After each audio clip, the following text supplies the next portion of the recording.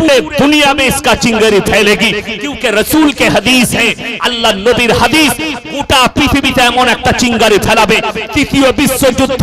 এটা বাবা ভাঙ্গার নয়, এটা বৈজ্ঞানিকের নয়, আমার রসুলের ইশারা। এমন একটা পৃথিবীতে মহাযুদ্ধ ঘটবে, সেই যুদ্ধটা গাজাকে নিয়ে নয়, ফিলিস্তিনকে নিয়ে নয়, আল আকসাকে নিয়ে নয়, কাবাকে নিয়ে নয়, মক্কা মদিনা নিয়ে নয়। যুদ্ধটা শুরু হবে, রসুলের হাদিসে আছে, ফোরাত নদী শুকিয়ে গিয়ে একটা সোনার পাহাড় বের হবে, গোটা পৃথিবী যুদ্ধে লেপ্টে যাবে, আর সেই যুদ্ধটা হবে পরমাণু যুদ্ধ। আল্লাহর কসম, রেডি হয়ে যান, ইমাম মেহদির আসার সময় হয়েছে। যেদিনে আত্মপ্রকাশ পাবে, সেদিনে পৃথিবীতে ইসলামের ডঙ্কা বেজে যাবে। জোরে বলুন সুবহানাল্লাহ। এ পৃথিবীর মুসলমান, আল্লাহর রাসূলের হাদিস শুনে যাও। রাসূল আকরাম সাল্লাল্লাহু আলাইহি সাল্লাম হাদিস বর্ণনা করলেন, হে আমার সাহাবীরা, পৃথিবীতে বহু বেঈমান কাফেরের দল দেখতে পাবে, কিন্তু এমন একটা কিয়ামতের পূর্বে খোরাসান থেকে দল বের হবে। খোরাসান শব্দের অর্থ পাহাড় পর্বত উঁচু নিচু জায়গা থেকে এমন একটা যোদ্ধা বের হবে, যাদের সামনে পৃথিবীর আর কোনো শক্তি দাঁড়াতে পারবে না। তারা গিয়ে আল আকসায় ঝান্ডা গাড়বে, আর পৃথিবীতে ইসলামের ডঙ্কা গেড়ে দিবে। জোরে বলুন সুবহানাল্লাহ। আমার মুসলমান ভাই, সেই দিন আর বেশি দেরি নেই, কিন্তু অবাক লাগবে। মুসান্নাব ইবনে আবু শাইবা 40 নম্বর হাদিস, আপনার চোখ দিয়ে পানি আসবে। আল্লাহর হাবিব বললেন, হে আমার সাহাবীরা শোনো, কিয়ামতের পূর্বে পৃথিবীর যত মসজিদ আছে মুসল্লিতে ভরে যাবে। জোরে বলুন সুবহানাল্লাহ। আল্লাহর নবী সাহাবীরাও আপনাদের মতো সুবহানাল্লাহ বলে উঠলেন। নবীজি যখন হাদিস বর্ণনা করলেন, এরপরে দ্বিতীয় শব্দ ব্যবহার করলেন, তখন সাহাবীদের চোখে পানি এসেছে। আল্লাহর নবী বললেন, হে আমার সাহাবীরা শোনো, তোমরা তো সুবহানাল্লাহ বললে, আমার দ্বিতীয় হাদিসের লফজটা শুনে নাও। ইয়া রাসূলুল্লাহ, কি? মুসান্নাব ইবনে আবু শাইবা এই হাদিস বর্ণনা হয়েছে, 40 নম্বর হাদিস। নবীজি বললেন, শুনে নাও দ্বিতীয় শব্দটা। মসজিদ তো ভর্তি হয়ে যাবে, সেই মুসল্লিরা এমন একটা মুসল্লি থাকবে, তারা সুদ খাবে আর বড় বড় অট্টালিকা বাড়ি বানাবে, বড় বড় শপিং মল বানাবে। সেই যুগে আর ঈমানদার খুঁজে পাওয়া যাবে না। চোখের পানি ফেলান, সময় আছে, পরিবর্তন নিয়ে আসুন নিজের মধ্যে। আজকে মুসলমানের কাছে দ্বীনি ইলম না থাকার কারণে বেঈমান কাফের আপনার মাথার উপরে চেপে বসেছে। আপনি জানেন ফিলিস্তিন আর গাজা, এই নিরীহ শিশুগুলো মরার পেছনে পৃথিবীর 48টা মুসলিম রাষ্ট্রের হাত আছে, পৃথিবীর ভারতের মুসলমানদের হাত আছে, পাকিস্তানের মুসলমানদের হাত আছে, আপনার বাংলাদেশের মুসলমানদের হাত আছে। যদি বলেন কি করে হুজুর বুঝান, পৃথিবীর শ্রেষ্ঠ মুফতি বর্তমান যুগে আল্লামা তাকি উসমানী পাকিস্তানের, তিনি ফতোয়া দিয়েছেন, इस हालत में मैं पहुंचा हूं कि दुनिया के मुसलमान इस वक्त ये हालत है कि तुम्हारे लिए इजराइल का कोई भी प्रोडक्ट पीना और यूज करना हराम। বড় কষ্ট লাগে। একটা 2 লিটার থামস আপ আপনার মার্কেটে যাবে 100 টাকা দাম, ঠিক বললাম না ভুল বললাম? যখনই আপনি 2 লিটার থামস আপ কিনবেন, ওই 100 টাকা থেকে 40 টাকা ইসরায়েলের পকেটে যাবে। ভারতের 20 কোটি মুসলমান যদি প্রত্যেকদিন 2 লিটার থামস আপ কিনে, জেনে রেখে দিবেন, এই 40 কোটি মুসলমানের মধ্যে ভারতে 20 কোটি মুসলমান যদি প্রত্যেকদিন 2 লিটার থামস আপ কিনে, 4 20 80, প্রত্যেকদিন 8 কোটি টাকা ইসরায়েলের পকেটে যাচ্ছে। আপনি যুদ্ধই অস্ত্র কেনার জন্য হেল্প করছেন। আমি বলে যাব, এই ফুরফুরার মাটিতে, ভগবতীপুরের চণ্ডীতলা থানার মাটিতে যতগুলো ভাই বসেছেন, ইস্তেগফার করুন। কাল থেকে ইসরায়েলের মালকে ছুঁড়ে ফেলাবো। সকলে জোরে বলুন ইনশাআল্লাহ। যদি একটু মহাব্বত করেন ওই শিশুগুলোর দিকে। 35,000 শিশুকে হত্যা করেছে ইসরায়েল। আপনি ভেবে দেখেছেন? আজকে আপনি দাঁড়িয়ে কোরবানি দিয়েছেন, আপনার বাচ্চার জন্য জামা কিনেছেন। ঈদেতে পৃথিবীর মুসলমান ঈদ উপলক্ষে ঈদের 10 দিন আগে জামা কেনার জন্য ব্যস্ত।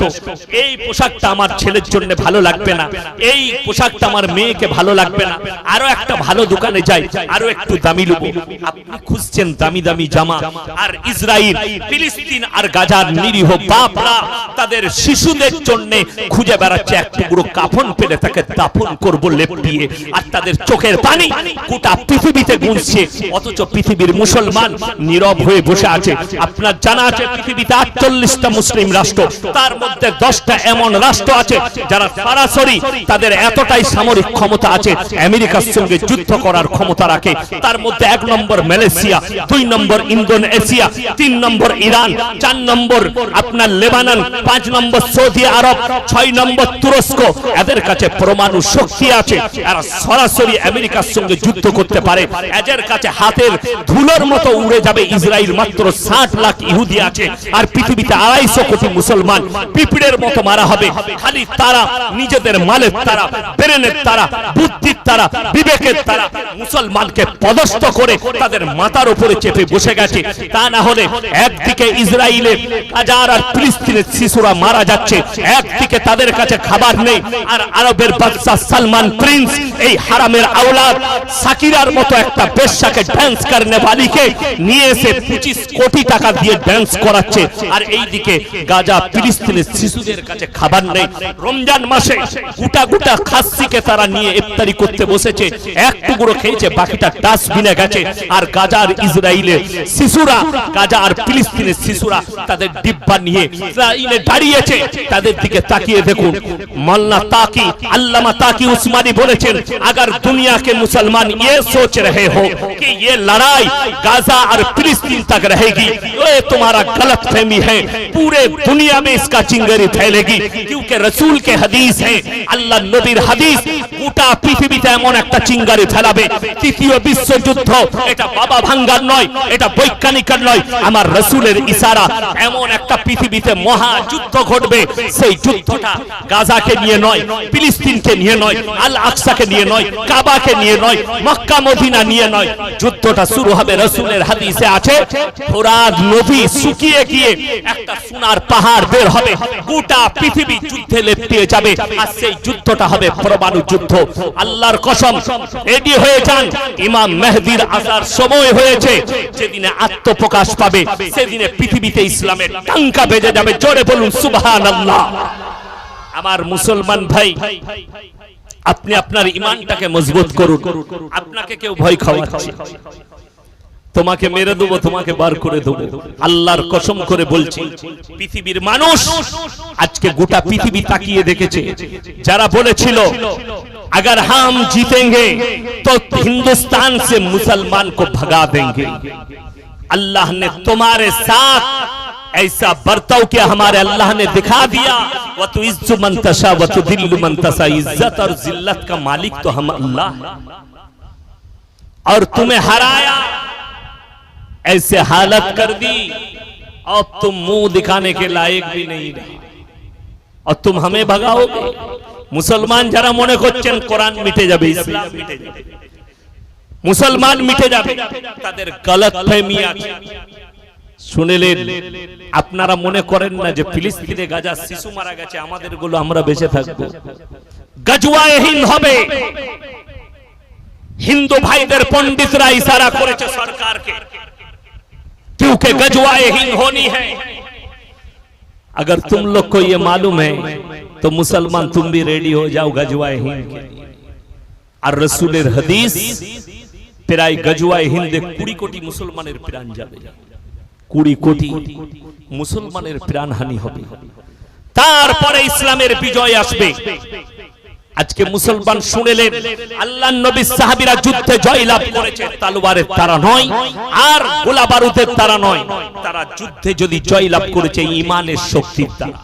313 জন সাহাবী একদিকে, 1000-এর বেশি বেঈমান কাফের একদিকে। আল্লাহ বললেন, হে নবী, তুমি তোমার সাহাবীকে বলো, তাওয়াক্কালতু আলাল্লাহ, আল্লাহর উপরে প্রকৃত বিশ্বাস আনতে, আমি আল্লাহই তোমাদের জন্য যথেষ্ট। জোরে বলুন সুবহানাল্লাহ। আল্লাহ নবী সাহাবীরা তাওয়াক্কুল এনেছেন, বিশ্বাস এনেছেন। আল্লাহ তাআলা বললেন, হে আমার সাহাবীরা শোনো, তোমরা কি জানো যুদ্ধে তোমরা জয়লাভ করেছো? জি, আমরা জয়লাভ করেছি। আল্লাহর হাবিব সাল্লাল্লাহু আলাইহি সাল্লাম বললেন, তোমরা 313 জন আর অতগুলো বেঈমান কাফের তোমরা জয়লাভ করলে। ইয়া রাসূলুল্লাহ, কেমন করে? বললে, তোমরা আল্লাহর উপরে বিশ্বাস রেখেছো, আল্লাহর ফেরেশতারা তোমাদের সঙ্গে যুদ্ধের ময়দানে লড়াই করেছে। জোরে বলুন সুবহানাল্লাহ। যদি আপনি তাওয়াক্কুল করেন, আমরা ব্যবসা করি জানি না নিয়ত কি করতে হয়, আমরা চাষ করি জানি না নিয়ত কি করতে হয়, আমরা কুরবানি দিলাম নিয়তই জানি না কুরবানি কি করতে হয়। আমার আগের ভাইজান বলছিলেন না আমার কানে, কুন ইন্না সালাতি ওয়া নুসুকি ওয়া মাহইয়ায়া ওয়া মামাতি লিল্লাহি রাব্বিল আলামিন লা শারীকা লাহু ওয়া বিযালিকা উমিরতু ওয়া আনা আউয়ালুল মুসলিমিন। কখনো দোয়া করেছেন চাঁদ ওঠার পরে, আপনি কুরবানির পশু কেনার পরে আলহামদুলিল্লাহ কুরবানির পশু যখন কুরবানির নিয়ত করেছেন, দোয়া করেছেন, দোয়া করবেন আল্লাহ আমার নামাজকে কবুল করে নাও, আমার কুরবানিকে কবুল করে নাও, আমার জীবন আর মৃত্যু সব তোমারই জন্য।